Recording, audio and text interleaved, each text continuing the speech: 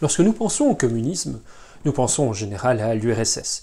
Et nous pensons à un système politique organisé autour d'un État fort, d'un parti unique, une organisation politique que l'on qualifierait assez facilement de totalitaire, parce qu'elle avait justement l'ambition de tout planifier, de tout prévoir, et notamment sur le plan économique, mais aussi de déterminer uniquement par l'appareil bureaucratique qui pouvait gagner quoi et comment les richesses étaient redistribuées.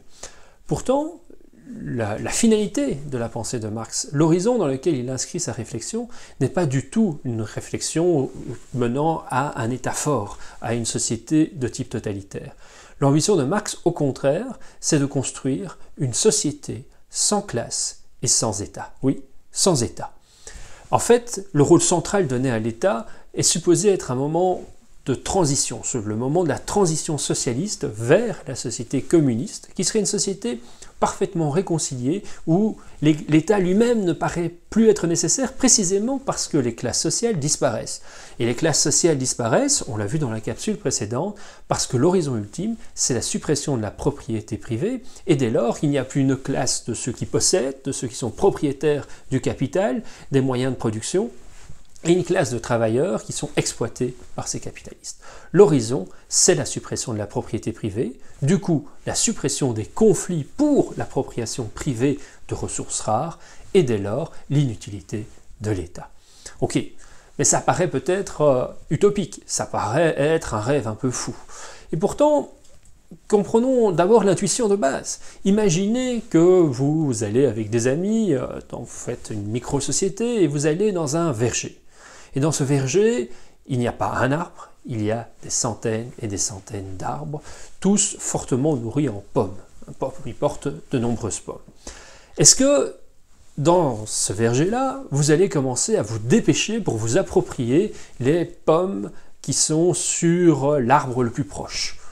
En définitive, vous êtes dans une situation en fait d'abondance. Il n'y a aucune rareté des pommes. La quantité de pommes offertes est telle que vous êtes sûr, même si vous adorez les pommes, même si vous adorez la compote, même si vous imaginez faire tous les gâteaux possibles, tous les cakes aux pommes, toutes les tartes tatin que vous voulez au monde, vous savez bien que vous êtes face à une situation d'abondance. Dès lors, pourquoi se stresser? Pourquoi commencer à se faire la concurrence? Elles sont toutes aussi belles les unes que les autres, il y a un arbre à un pas, il y en a un autre à 2-3 pas, il n'y a pas vraiment de pénibilité. Il suffit de tendre le bras pour s'emparer d'une pomme. Dans ce verger, dans cette situation en fait d'abondance, eh bien, c'est le principe même de l'économie qui disparaît, le principe de la rareté des ressources, le principe de la rareté des biens dont on est susceptible de s'approprier. Dans cette société d'abondance, finalement, quelle importance pour vous d'être propriétaire d'un arbre plutôt que d'un autre? Quelle importance pour vous d'être propriétaire d'un panier de pommes plutôt que d'un autre? Vous n'avez plus de lutte, vous n'avez plus de concurrence, vous n'avez même plus de souhait d'appropriation privée. L'abondance nettoie le problème économique, nettoie la rareté, nettoie les conflits sociaux, nettoie les tensions sociales et nettoie dès lors la nécessité d'avoir un État qui assure un ordre, qui assure la police, qui assure la redistribution, qui assure une égalité dans l'accès à ces ressources rares. L'horizon donc, c'est bien de construire une société d'abondance. Alors, ok, là aussi, vous allez me dire, cette société d'abondance, elle peut paraître mythique, elle peut paraître rêvée, mais il faut comprendre le contexte de Marx. Le contexte de Marx, c'est celui de la naissance de la révolution industrielle, de l'explosion de la capacité des hommes de produire des choses. Nous étions jusque-là dans une société marquée quand même par l'insatisfaction des besoins fondamentaux, par le fait que les individus, les groupes, les peuples, les communautés vivaient de manière extrêmement dépendante de la nature, extrêmement dépendante de ce qu'il pouvait y avoir comme catastrophe naturelle. Ils vivaient dans une situation où ils n'avaient jamais la certitude que leurs besoins fondamentaux allaient nécessairement être satisfaits. Et voilà qu'avec la révolution industrielle, la capacité de production des êtres humains, de l'humanité, explose. Et que prend naissance une industrie capable de créer, de produire des biens, des services qui paraissaient simplement inconcevables encore quelques dizaines d'années auparavant. On est donc dans un dans un contexte où il y a une confiance énorme dans la science, une confiance énorme dans la capacité de produire, une confiance énorme dans l'industrie. On est dans un basculement d'un monde qui était centré sur l'agriculture, sur la création des aliments nécessaires pour satisfaire nos besoins fondamentaux, à un monde où l'homme semble être capable de produire son propre monde, sa propre imagination, sa nouvelle nature.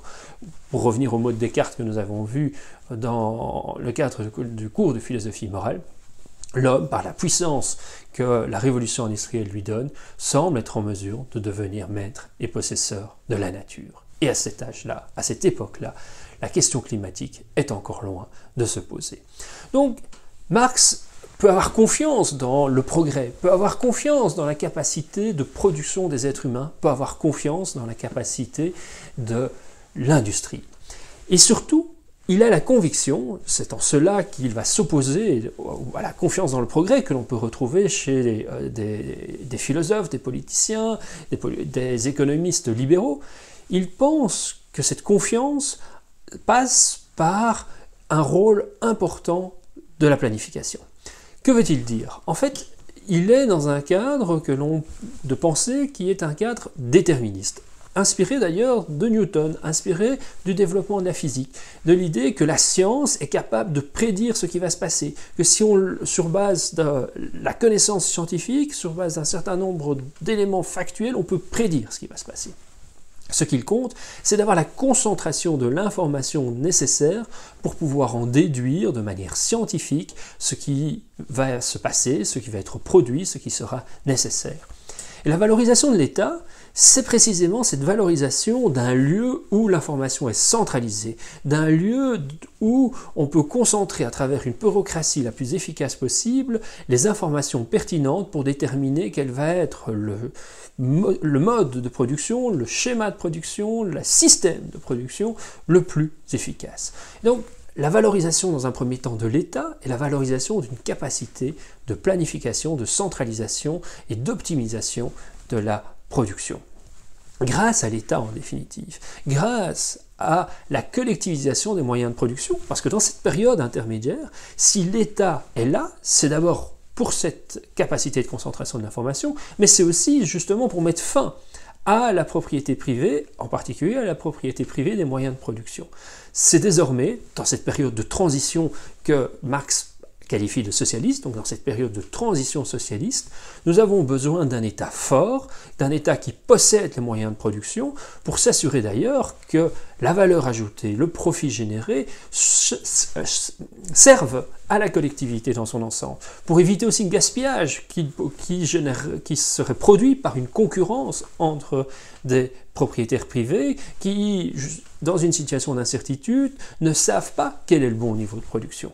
C'est cette confiance dans l'État comme étant capable de prédire l'avenir, comme étant capable de définir dès lors quel est le niveau de production optimal pour chacun des biens, qui fait dire à Marx que la propriété collective des moyens de production sera le moyen le plus efficace, mais aussi celui qui mettra fin à l'exploitation, de réaliser la société d'abondance et de tendre vers cette société non plus socialiste, mais vers cette société communiste qu'il appelle de ses voeux, société communiste qui sera donc le stade ultime de la pensée marxiste, le moment où l'abondance étant créée, il n'est plus nécessaire d'avoir un État, puisqu'il n'y a plus de classe sociale, puisqu'il n'y a plus de tension quant à l'appropriation de ressources qui ne sont plus rares.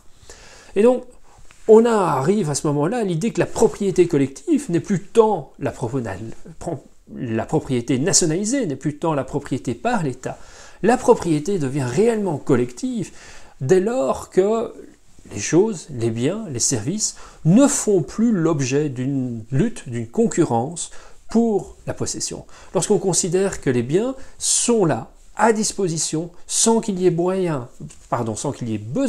de se les approprier personnellement pour être sûr de les avoir à disposition. La société d'abondance, c'est une société où il n'est plus nécessaire de s'approprier des biens, où on sait qu'à tout moment, on disposera du bien dont on a besoin, que l'on souhaite pour satisfaire ses besoins fondamentaux.